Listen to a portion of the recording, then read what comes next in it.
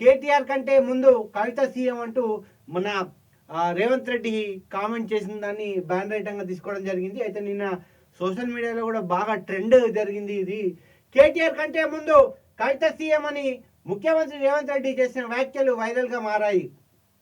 జైలుకు వెళ్ళిన వారంతా సీఎం అవుతారని కేటీఆర్ అన్నారు.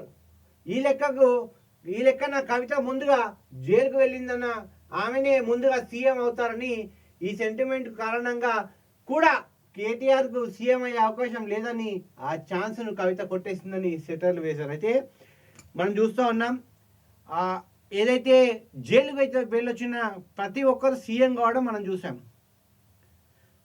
అప్పటి నుంచి ఆనాడు నుంచి మొన్నటి జార్ఖండ్ సీఎం హేమంత్ వరకు కూడా అందరు జైలు వెళ్ళొచ్చిన వ్యక్తులు మళ్ళీ సీఎం అయ్యారు. సో అదే సెంటిమెంటు. అయితే బీఆర్ఎస్ పార్టీలో కవిత జైలు వెళ్ళొచ్చింది కాబట్టి ఆమె సీఎం అవుతుందంటూ కూడా సెటరికల్ చేశారు. ఎందుకంటే మొన్న ఒక వార్తలో కేటీఆర్ ఏం చెప్పిందంటే జైలు వెళ్ళొచ్చిన సీఎం జైలు వెళ్ళొచ్చిన తర్వాతనే సీఎం అయ్యావు అంటూ కూడా సెటర్ వేశాడు కేటీఆర్ మన రేవంత్ రెడ్డి పైన. అయితే అదే సెటరు మళ్ళా రేవంత్ రెడ్డి కూడా వేయడం నిన్న చాలా ఇంటర్నెట్లో చాలా వైరల్గా మారింది ఆ కామెంట్స్. హైదరాబాదు ముక్కలు చేసే కుట్ర, నగర ఇమేజ్ను డ్యామేజ్ చేయడంలో బీజేపీ భాగం ఉంది.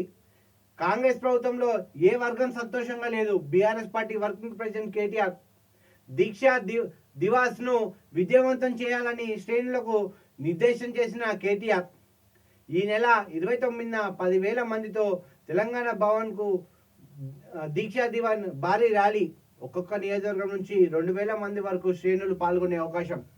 సో ఇది